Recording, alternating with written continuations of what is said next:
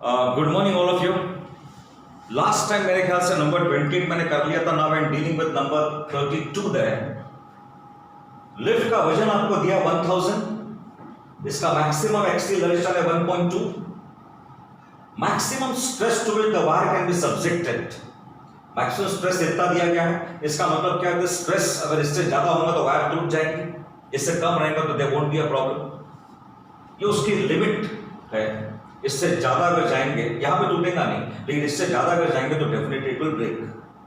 आपको minimum diameter निकालना है so that it does not cross this limit. अभी जब लिफ्ट ऊपर जाती है, the tension on the wire will be equal to, आप ऐड करते हैं, लिफ्ट अगर नीचे जाती है तो कितना रहेगा? G - A, लेकिन यहां पे क्या रहेगा? G + A।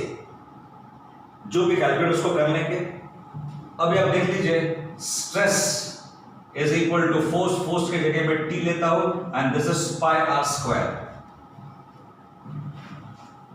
यहां पर अभी आप बात देखेंगे, मैक्सिमम स्ट्रेस को मैंने रिप्लेस कर दिया maximum stress. This is the maximum tension along the string. हमको R निकालना है। R लेटर से आ गया to be equal to x meter, ऐसा मान लेते हैं। इसका मीनिंग क्या होता है कि अगर R मैंने रखा x मीटर्स तो आपका स्ट्रेस रहेगा maximum with T equal to this much. T कितना है? m in bracket G + A। ये हो गया आपका T। स्ट्रेस की वैल्यू सब्स्टिट्यूट कर लिया आपने, मैक्सिमम स्ट्रेस, तो रेडियस कितना आ गया? x मीटर आ गया। एंड रेडियस अगर x मीटर रखते हैं तो स्ट्रेस विल बी मैक्सिमम। मैं ऐसा लिखूंगा, when x this stress is maximum, ये उसका मतलब होता है। लेकिन अगर r की value if it is less than x metre, आपका स्ट्रेस जो रहेगा it will be greater than the breaking stress. और अगर R की value is greater than x metres, तो स्ट्रेस जो रहेगा it will be less than breaking stress. I think the point is very clear. मैंने यहां पर कैलकुलेट किया, स्ट्रेस मैक्सिमम रखा है तो R मुझे x मीटर्स मिल गया, तो आपका स्ट्रेस आता है is maximum when R is equal to x। When R is less, stress आपका बढ़ जाएगा, then the breaking stress, if it is less it will become greater अगर है, if R is greater then the stress will be less. We want this condition. इसका मतलब ये होता है that R की मिनिमम वैल्यू कितने रहनी चाहिए? Equal to x। x से नीचे नहीं जाएंगे आप, x से ज्यादा रहेगा तो प्रॉब्लम नहीं है, because what will happen in that case? The stress will be less. R is greater than x, the stress is less. ये स्पेशली ध्यान में रखेंगे आप। तो this वैल्यू जो भी हम कैलकुलेट करते हैं, this will be the minimum value R should have.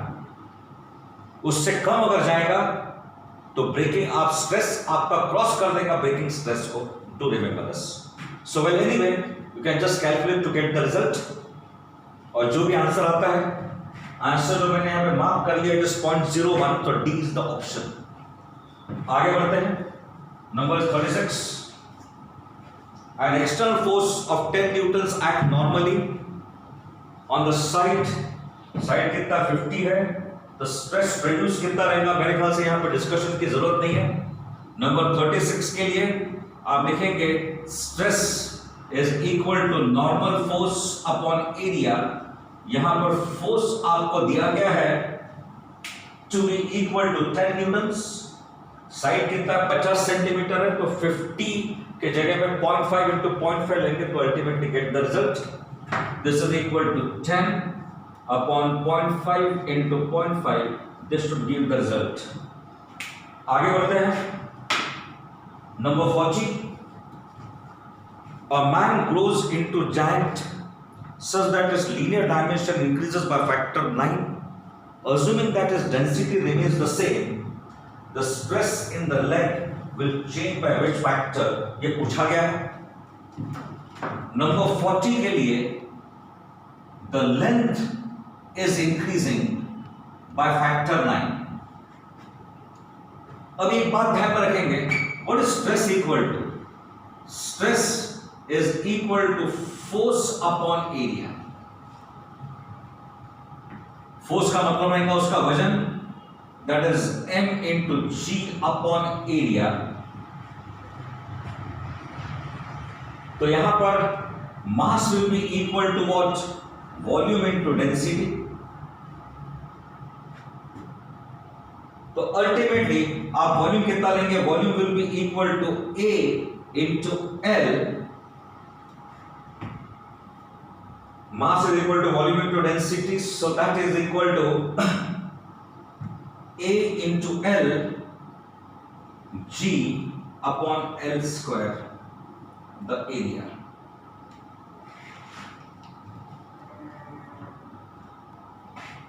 Precisely यहां पर क्या होगा देख लीजिए आप.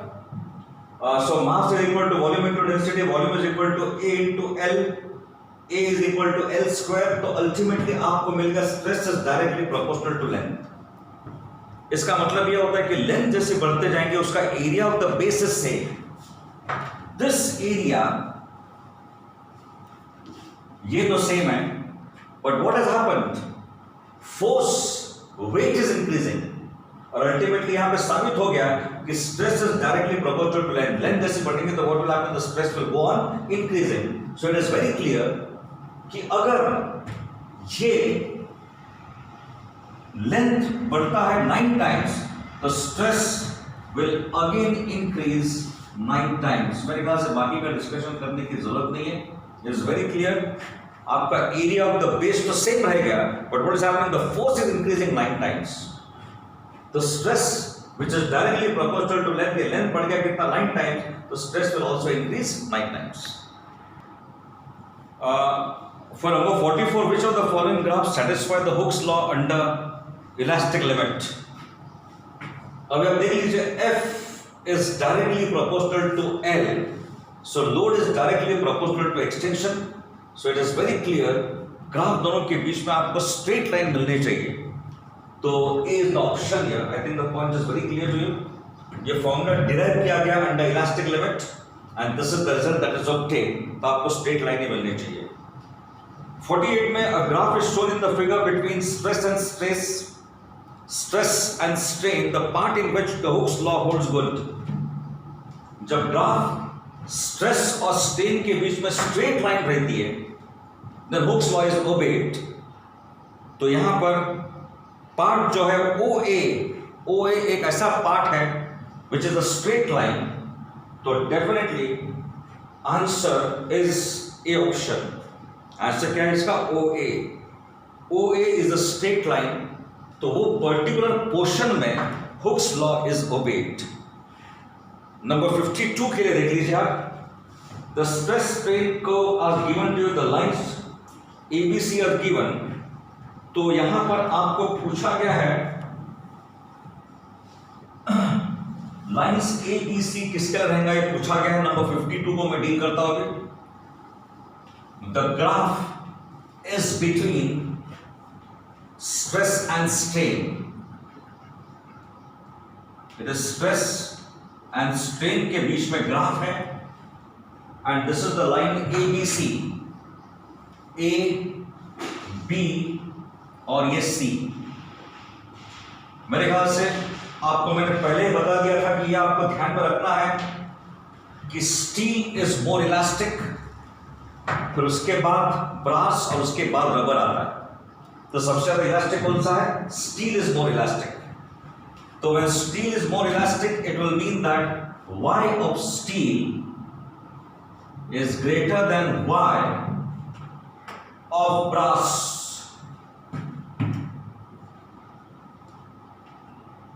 And Y of brass is greater than Y of rubber.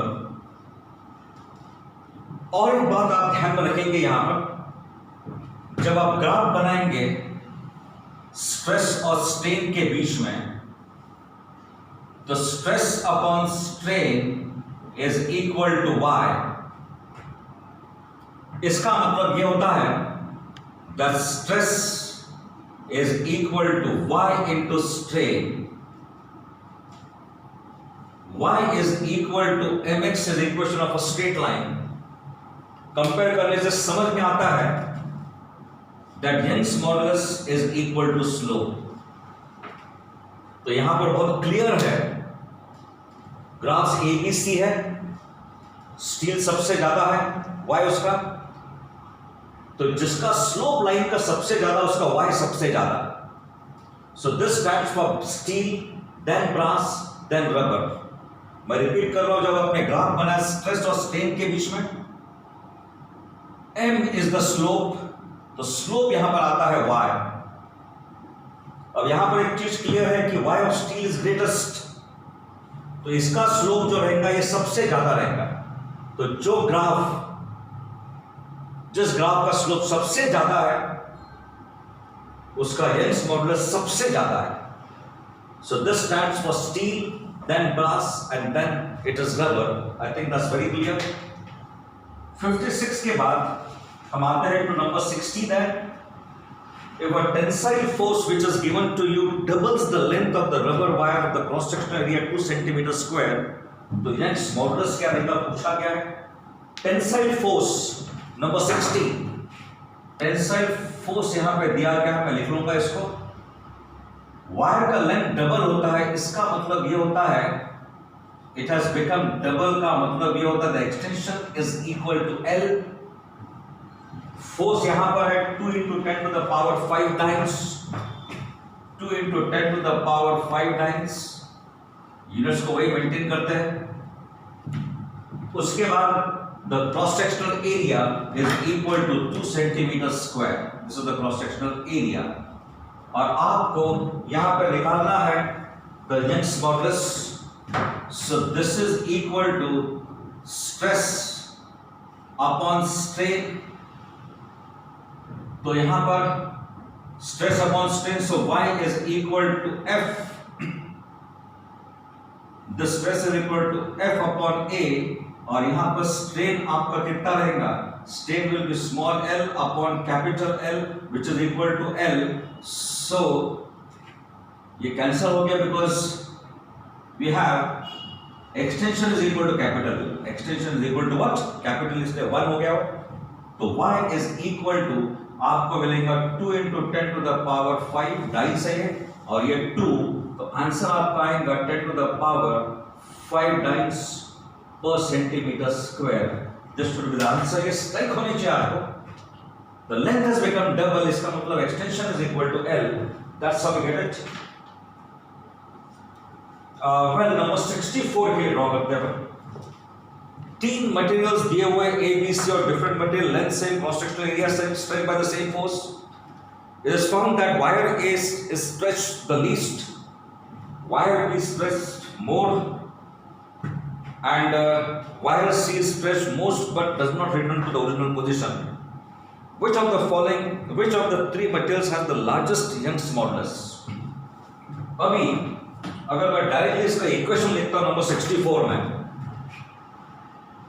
y is equal to F into L A into this. बाकी की सब चीज अगर कांस्टेंट है, ये सब कांस्टेंट है, तो we get this result. तो जिसका स्ट्रेचिंग सबसे कम होता है उसका यंग्स मॉडुलस सबसे ज्यादा रहेगा. ये स्पेशली आपको याद रखना है.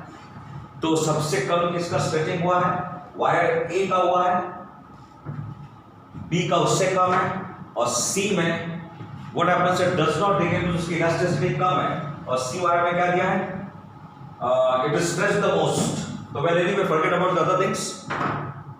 इनवर्स रिलेशन है, जिसका स्ट्रेचिंग सबसे कम उसका यंग्स मॉडुलस सबसे ज्यादा. Referring to number 68, a metallic rod breaks when the strain reduces 0.2%. Young's modulus दिया हुआ है. What should be the area of cross section to support a load of 10 to the power 4? यहां पर maximum strain ऐसा बोलेंगे आप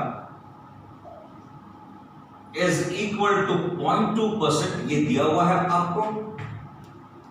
उसके बाद में यंग्स मॉडुलस आपको दिया गया है to be equal to 7 into 10 to the power 9 ऐसा यूनिट है। एंड और एक बात है, what should be the area of cross section, what should be the area of cross section, this is question mark. अगर आपको लोड सपोर्ट करना है, load and a force that is 10 to the power 4 newtons, maximum strain इतना रहेगा। ये तो fixed है, ये भी फिक्स्ड है, तो एरिया निकालना है हमको for which it can withstand this much load. Y, अब एक बात ध्यान में रखेंगे, एक्सटेंशन अपॉन ओरिजिनल इनटू 100, इसके तरफ ध्यान में रखेंगे, this is equal to 0.2%। So small L upon capital L is 0.2 upon 100। Don't make any mistakes there, जब परसेंटेज में दिया तो कितना रहेगा, इसको 100 से मल्टीप्लाई किया तो this is the result that is obtained. और एक बात है, y is equal to stress upon strain, तो y is equal to F upon A into strain। तो मैं यहां पर एरिया निकाल लेता हूं, F upon y into strain। आपका maximum load 10 to the power 4, y कितना दिया है 7 into 10 to the power 9, और स्ट्रेन आपका आता है 0.2 अपॉन 100, 100 यहां पे जुड़ जाएगा, तो this will be equal to 6 -3 हो जाएगा ये 10 टू द पावर -3, और ये रहेगा in fact 10 upon 2 which is equal to 5। तो आंसर आपका आने चाहिए, वेल यहां पर एक पॉइंट पे this is equal to what 7 into this, you get 10 to the power -3 and this is equal to 1.4। जो भी है आप आंसर निकाल लेंगे टू गेट द रिजल्ट। तो यहां पर सिर्फ गड़बड़ होती है, ध्यान में रखेंगे, small L upon capital L is equal to 0.2 upon 100, जिस तक के तो स्पेशली ध्यान देंगे आप। Number 72 that the elongation of 0.1% in the wire of cross sectional is caused by applying a force। मेरे ख्याल से यहां पर भी the same, it is just formula based. elongation of 0.1%, यानी मैं इतना ही बोलूंगा small L upon capital L into 100 is equal to 0.1। इसी वैल्यू को लेकर आप कैलकुलेट करके you can get the result. मेरे ख्याल से यहाँ पर डिस्कशन की जरूरत बिल्कुल नहीं है। 76 के लिए, the length of the elastic string is x when the tension is 5, length is equal to y when the tension is 7। तो उसका ओरिजिनल लेंथ कितना रहेगा पूछा गया। यहाँ पर एक बात ध्यान में रखेंगे, ये सवाल बहुत बार परीक्षा में पूछ चुके हैं। x इज द लेंथ का मतलब होता है कि टोटल लेंथ ध्यान में रखेंगे आप, and x is the length when the tension is equal to 5, y is the total length when the tension is equal to 7, और आपको ओरिजिनल लेंथ निकालना है। ये टोटल लेंथ है, extension is directly proportional to force, देख लिया अपन इसको। अब एक्सटेंशन कितना रहेगा, x minus original length is directly proportional to 5, y minus original length is equal to 7। ध्यान में रखेंगे extension is directly proportional to f, और एक्सटेंशन कितना रहेगा, total length minus original length, total length minus original length, इस प्रकार से मिल गया। तो रिलेशन जो आपको मिलेगा x minus L upon y minus L is equal to 5 upon 7। यहां पर हमको आंसर निकालना है, l निकालना है, क्रॉस मल्टीप्लाई कर लेते हैं, 7x 7l 5y minus 5l, तो उसको उधर लेके जाते हैं तो 7x minus 5y is equal to 2l, तो l is equal to 7x minus 5y upon 2. This should be the answer. 7h that's the answer. तो मेरे ख्याल से ध्यान में ये रखना है कि एक्सटेंशन जो है, extension is directly proportional to f. तो it is x minus l लेंगे आप extension, y minus l, this is again extension, सिर्फ डिवाइड करके आप लेके आगे to get the result. When a load of 80 newtons is suspended, string का length है 101 mm यानी 80 न्यूटन्स और एक टोटल लेंथ है 101 mm. इसका मतलब है 10.1 सेंटीमीटर. उसके बाद 100 न्यूटन्स का लोड जब आपने एक्सटेंड अप्लाई किया है तो यहां पर इसका टोटल लेंथ 102 है. 102 mm का मतलब होता है 10.2 सेंटीमीटर. ये भी आ गया. एंड उसके बाद जब आप लोड अटैच करेंगे, what will be the length when you attach a load of 160, what will be the length, ये पूछा गया है. से इसको मैं x लेता हूं. I think that's very clear. Total length के बारे में बात हो रही तो ओरिजिनल लेंथ की हमको जरूरत है. सबसे पहले ओरिजिनल लेंथ अगर निकालना है तो इसको z ही लेते हैं अपन, दैट विल बी बेटर. ये आपका x है और ये y है and let us say L is the original length.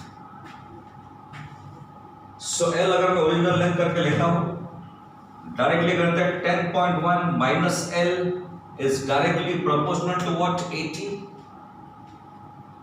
10.2 minus L is directly proportional to 100.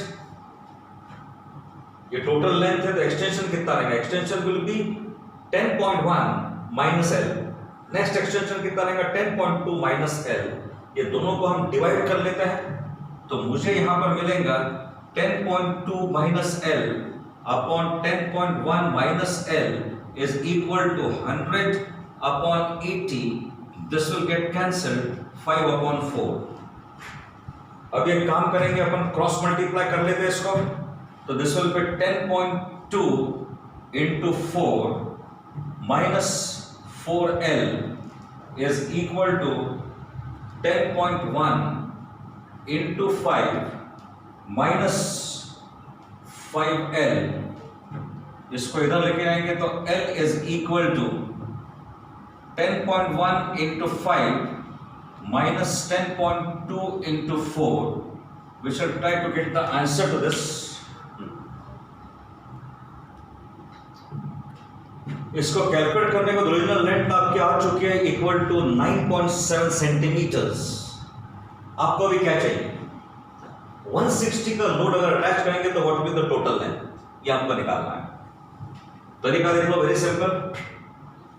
यहां पर we need this length minus original is directly proportional to 160. Original length मैंने निकाल लिया है, it is 9.7. This is directly proportional to 160. एक equation यहां पे use कर लेते हैं अपन. It is 10.2 minus 9.7 is directly proportional to 100. जो भी है अभी आप डिवाइड कर लेंगे. z minus 9.7 upon 10.2 minus 9.7 is equal to 160 upon 100. ये कैंसिल होने के बाद इट इज 8 upon 5. मेरे ख्याल से यहाँ पे सोचने वाली बात कुछ नहीं, ओरिजिनल लेंथ एक बार निकल चुकी है. z is the length. जब आपने लोड अटैच किया 160 तो z minus 9.7 is the extension which is directly proportional to 160. Equation यहां पे यूज कर रहे हैं 10.2 minus the original is directly proportional to 10. इसको डिवाइड करके आप आंसर लेके आ जाएंगे.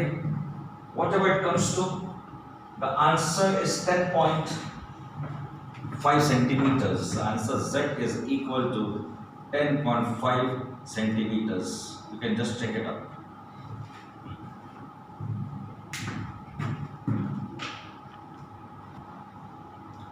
Number 84 is same as number 60. Solve कर सकते हैं उसको. नंबर 88 पे आते हैं. यूनिफॉर्म रेक्टेंगुलर ब्लॉक जिसका मास है 50 kg is hung horizontally with the help of 3 wires. Each wire का लेंथ 2 मीटर है और क्रॉस सेक्शनल एरिया इसका है 10 mm square. The central wire is passing to the centre of gravity and is made of the material जिसका Young's modulus आपको दिया गया है। और दूसरे दो वायर्स है A and C, they are similar wires जिसका यंग्स मॉडुलस सेम रहेगा। तो tension in the wires A and B आपको निकालना है।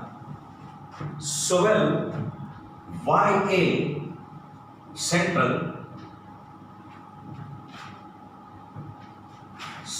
in fact it is B, the wire B, इसका यहां पर दिया गया है, it is 7.5 into 10 to the power 10 Newton per meter square. YA is equal to YC is equal to 10 to the power 11 Newton पर मीटर स्क्वायर। लेंथ सभी के same है, क्रॉस सेक्शनल एरिया सभी का सेम है। हमको निकालना है tension of the wire and it TA upon TB। This is what we are supposed to find out. Tension in the wires उसका रेशियो निकालना है, TA अपॉन TB निकालना है। वेल अभी आप देखेंगे this is equal to FA upon FB, ऐसा करेंगे आप इसको। तो मुझे यहां पर यह मिलता है Y is equal to F into L A into extension. अब एक बात ध्यान में रखेंगे, सभी का एक्सटेंशन सेम है और इसकी लेंथ भी सेम है, तो forget about these two factors. Cross sectional area भी सेम है तो ये भी गएगा। जो कांस्टेंट टर्म्स है, L is constant for block is horizontal, extension is same, cross sectional area भी सेम है। तो इसका मतलब यह होता है कि YA is directly proportional to F। तो इसका मतलब यह होता है that FA upon FB is equal to TA upon TB is equal to YA upon YB। YA is equal to 10 to the power 11 और ये 7.5 into 10 to the power 10, तो ये रहेगा 10 upon 7.5। So well, जो भी आंसर आता है we shall just check this। ये कितना रहेगा 2 and this will be 1 point,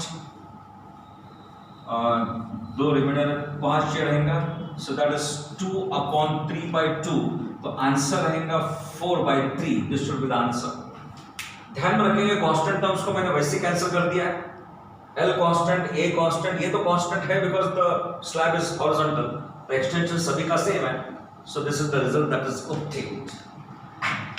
for number 92 यहां पर देख लीजिए, the Young's modulus of the rubber string 8 centimetre long, density is given, Young's modulus दिया हुआ है, suspended from the ceiling, the increase in the length due to its own weight हमको निकालना है। इसको डील करने के लिए तरीका देख लो, इंक्रीज इन लेंथ, वायर पे जब आप सस्पेंड करेंगे यहां से, तो what will happen, due to the own load it will increase.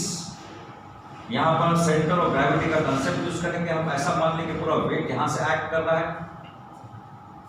तो it will mean that the complete weight is acting from this point. ऊपर का वायर का लेंथ कितना, it is equal to L/2 रहेगा। तो हम ये बोल सकते हैं extension is equal to, it is F into L upon A into Y। I think the point is very clear. इस पर्टिकुलर पार्ट पे देख लीजिए, सेंटर ऑफ मास का हम कंसेप्ट यूज करेंगे, सेंटर ऑफ ग्रेविटी। ऐसा मान लेते कि पूरा का पूरा वायर का मास यहाँ पे concentrated at the centre. Wire जो ऊपर की तरफ है कितने रहेंगे, L/2। Extension is equal to F into L upon A into Y। ध्यान में रखेंगे L is the total length, लेकिन एक काम करेंगे हम यहाँ पर L/2 लेंगे उसको।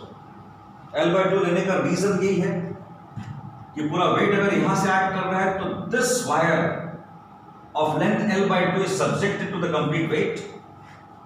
वेट उसका टोटल है m इंटू जी, L के जगह मैंने L/2 लिखा है, this is A into y।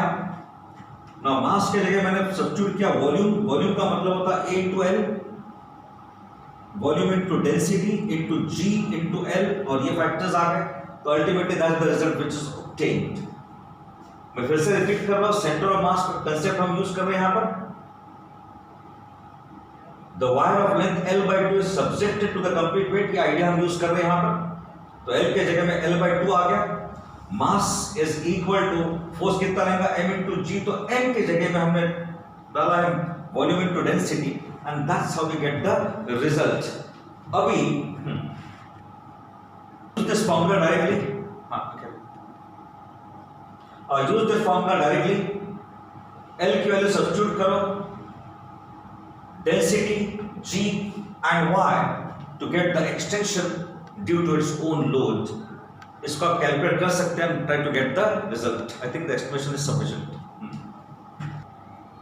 For number 96 here, graph पे से डायरेक्टली एक्सटेंशन आपको मिलता है 10 to the power -4 meters जब लोड आपने अटैच किया इक्वल टू 20 न्यूटन्स। मेरे ख्याल से it's very clear from the graph. Extension is equal to this when the load is equal to 20। Data में दिया गया है कि length is equal to 1 metre, this is the area, and so you can just use this formula to get the result. Number 100 में थोड़ा सा controversial है, उसको बाद में कभी डील करूंगा मैं, और दोनों तरीके से सॉल्व करके मैं बता दूंगा आपको, लेकिन फिलहाल उसको ड्रॉप कर देते हैं। 101 ज्यादा इंपॉर्टेंट है। 4 वायर्स आपको दी गई है, which of these will have the largest extension when the tension applied is same? Largest extension किसका रहेगा पूछा गया है।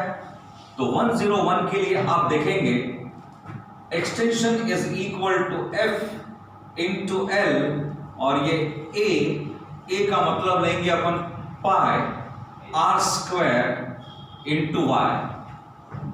यहां बात हो रही है about the diameter and it is given to the force is same। तो एक काम करेंगे, L is equal to F into L pi, और ये रहेगा d/2 the whole square into y, so L is equal to 4F into L, और ये रहेगा pi d square into y। अभी आप और एक बात देख लीजिए, length and diameter is given to you. तो एक काम करेंगे, ये कांस्टेंट है, forget about this, this is constant, ये भी constant है। इसका मतलब ये होता है that this is the relation which is obtained। L is directly proportional to, extension is directly proportional to total length and inversely proportional to diameter square। तो जिसका L upon d square का ratio सबसे ज्यादा रहेगा उसका extension सबसे ज्यादा रहेगा।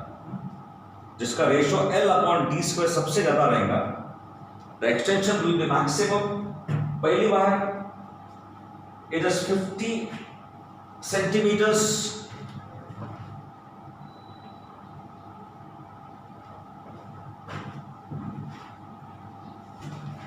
it is 50 centimeter, और diameter आपको दिया गया है equal to 0.5 mm। next it is 100 centimeters, और डायमीटर आपको दिया गया है इक्वल टू 1 mm। लेंथ इज इक्वल टू 200, और डायमीटर आपको दिया गया है to be equal to 2 mm, और ये है 300 सेंटीमीटर उसकी लेंथ है, and the diameter is equal to 3 mm। इसमें सिर्फ डिवाइड करके देखना आपको। It will be better if I take this in meters, और इसको मैं mm में ही रहने देता हूं। तो यहां पर मैं इसको मार्क कर लेता हूं as equal to 0.5, यानी हाफ मीटर करता हूं। ये 1, ये 2 और ये 3 मीटर्स हो गए। रेशियो अगर निकालना है, इट इज हाफ अपॉन 0.5, यानी ये रहेगा हाफ द होल स्क्वायर, तो this will be equal to, एक हाफ कैंसिल होके 2 बचेगा, 1 half will get cancel, denominator में तो ऊपर जाने से 2 हो जाएगा। नेक्स्ट का देख लीजिए क्या है, it is equal to 1 upon 1 square which is equal to 1।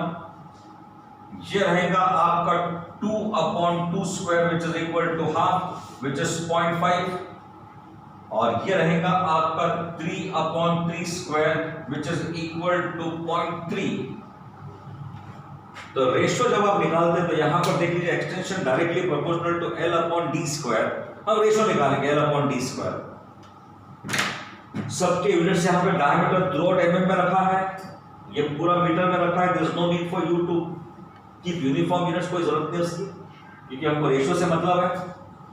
तो पहला रेशियो कितना है 2, फिर 1, फिर 0.5, फिर 0.3। तो सबसे बड़ा रेशियो किसका, इसका रेशियो है। सो पहली जो वायर रहेंगी जिसका लेंथ है इक्वल टू हाफ मीटर और जिसका डायमीटर है equal to 0.5 mm, the extension will be maximum. Well now मेरे ख्याल से आई डू एक्सपेक्ट कि जितने भी मल्टीपल्स ऑफ 4 को छोड़कर बाकी के प्रॉब्लम्स आप अटेम्प्ट कीजिए, और जो समझ में नहीं आता उसको आप अपने व्हाट्सएप कॉमन ग्रुप पे डाल देंगे। जो आपकी डिफिकल्टीज है मेंशन करेंगे elasticity, JEE and the problem numbers. Repeat कर रहा हूँ, मेंशन करेंगे elasticity, JEE and the number, problems के नंबर्स आप मेंशन करेंगे। Thank you.